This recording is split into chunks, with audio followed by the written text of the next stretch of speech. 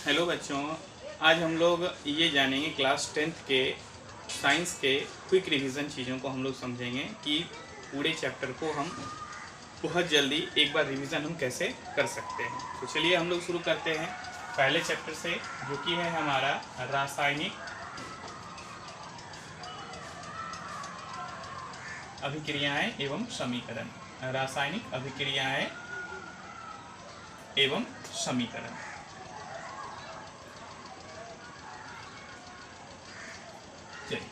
तो देखिए, रासायनिक अभिक्रियाएं क्या होती है, ये हम लोगों ने पढ़ा है। रासायनिक अभिक्रियाएं क्या होती है? जब हम कोई भी दो या दो से अधिक पदार्थों को एक साथ अभिक्रिया करवा देते हैं तो इसके बाद एक नया पदार्थ मिलता है, तो उसे हम लोग क्या कहते हैं? रासायनिक अभिक्रिया कहते हैं। जब हम दो या दो से अधिक पदार्थों को एक साथ मिला देते हैं तो एक नए पदार्थ की उत्पत्ति होती है, जिसे हम लोग क्या कहते हैं? रासायनिक अभिक्रिया कहते हैं।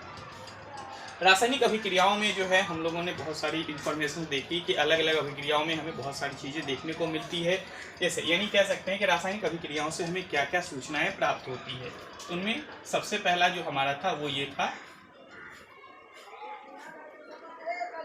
गैस की उत्पत्ति। उसके बाद अवक्षेप का बनना।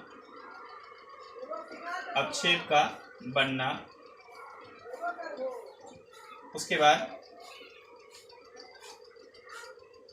रंग में परिवर्तन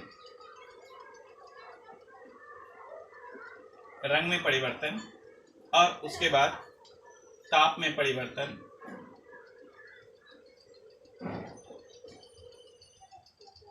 ठीक है, गैस की उत्पत्ति, अवक्षेप का बनना, रंग में परिवर्तन, ताप में परिवर्तन, ये सारे इंफॉर्मेशन हमें मिलती है। जैसे अगर हम गैस की उत्पत्ति की बात देखते हैं, जैसे कि अगर हम जिंक की अभिक्रिया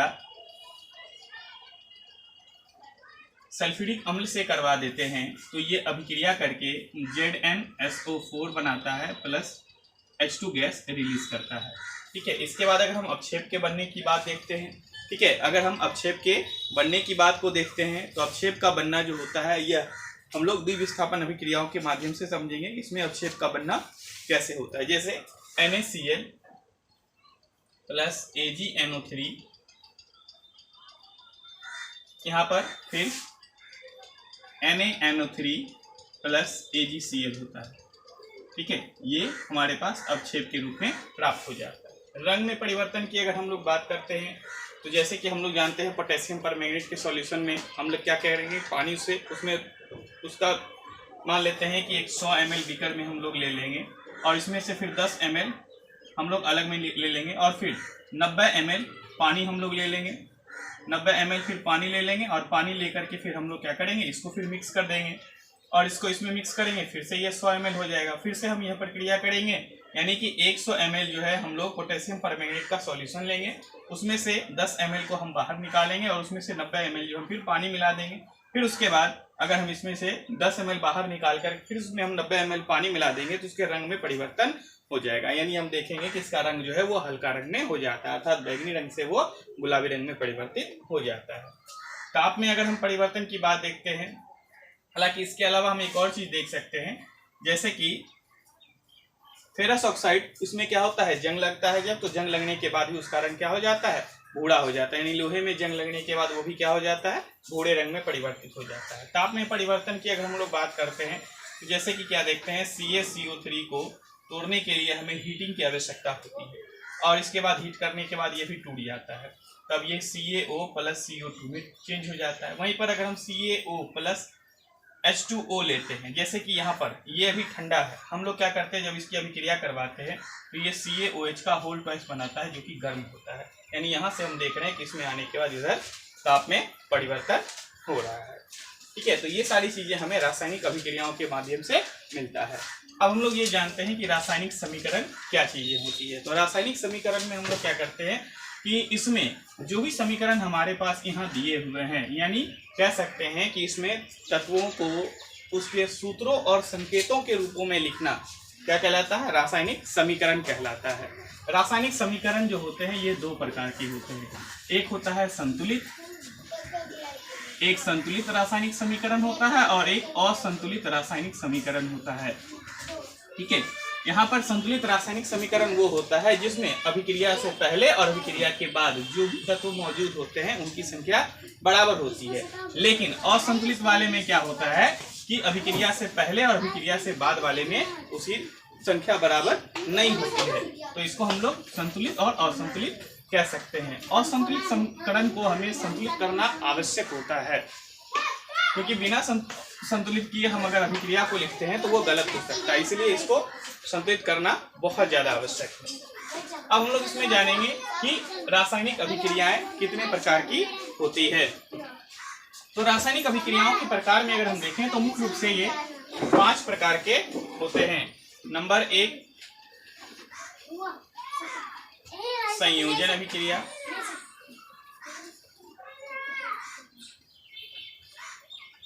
नंबर 2 वियोजन अभिक्रिया,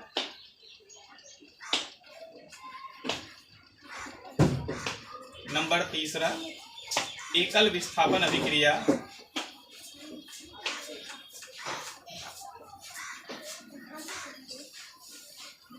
उसके बाद द्विविस्थापन या उभय विस्थापन,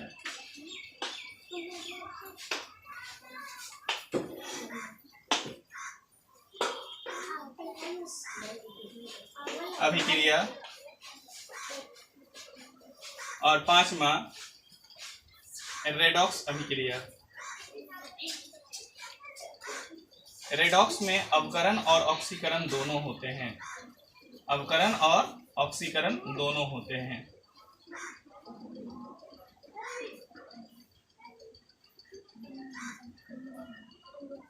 ठीक है। संयोजन अभिक्रियाओं में क्या होता है, हम लोग 2 तत्वों को मिला करके एक तत्व बनाते हैं। जैसे S + O2 SO2, यानी जब 2 या 2 से अधिक पदार्थों को मिला करके हम एक नया पदार्थ यानी तीसरा पदार्थ बना लेते हैं तो वो हमारे लिए क्या कहलाता है, संयोजन अभिक्रिया। जैसे S + O2 SO2, C + O2 CO2। इसके अलावा अगर हम लोग देखें तो एक होता है वियोजन अभिक्रिया। वियोजन अभिक्रिया में क्या होता है, एक बड़े से कंपाउंड को हम लोग तोड़ करके उसे 2 या 2 से अधिक छोटे छोटे कंपाउंडों में बांट देते हैं। जैसे कि अगर हम CaCO3 लेते हैं तो इसमें हम क्या करते हैं, हीटिंग देते हैं।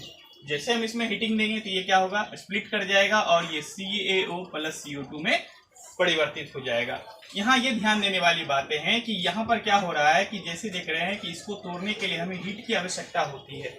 हीट की आवश्यकता का मतलब ये हो गया कि यहाँ हीट हमें जरूरी है, अर्थात हीट का अवशोषण हो रहा है, इसलिए इसको हम लोग जो है ऊष्माशोषी अभिक्रिया कहते हैं।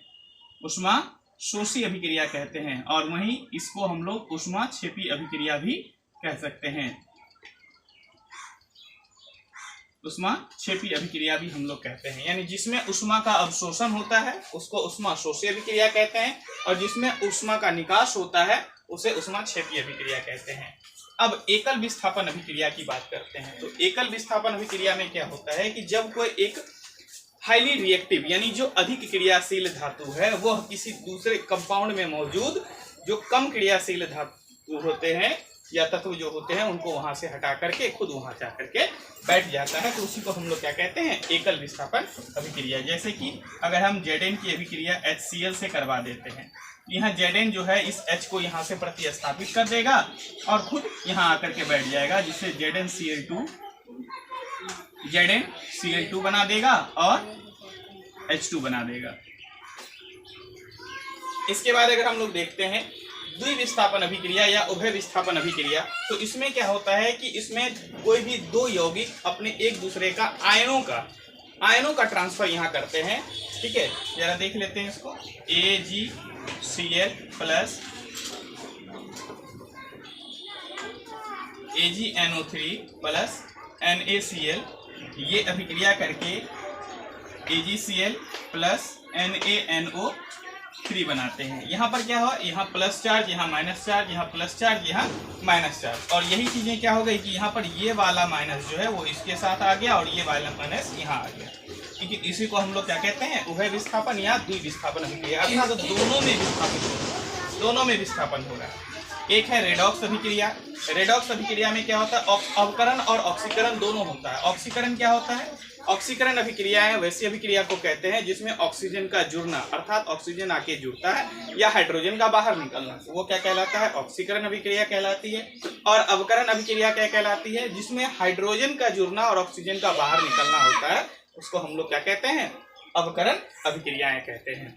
इसके अलावा इसमें एक दो टॉपिक और भी है, जैसे कि संक्षारण। ठीक है, एक होता है संक्षारण। संक्षारण जैसे हम लोग कह सकते हैं लोहे में जंग लगना जैसी चीजें, तो ये संक्षारण कहलाती है। और इसके अलावा एक होता है विकृत गंधिता। ठीक है, विकृत गंधिता जिसका मतलब होता है कि भोजन का खराब होना। इससे बचाने के लिए हम लोग उसे फ्रिज में रखते हैं, तेल का उपयोग करते हैं, नमक का उपयोग करते हैं आदि। इस तरह से हम लोग इसको देख सकते हैं, जिसमें से सारा टॉपिक आपके सामने क्लियर है।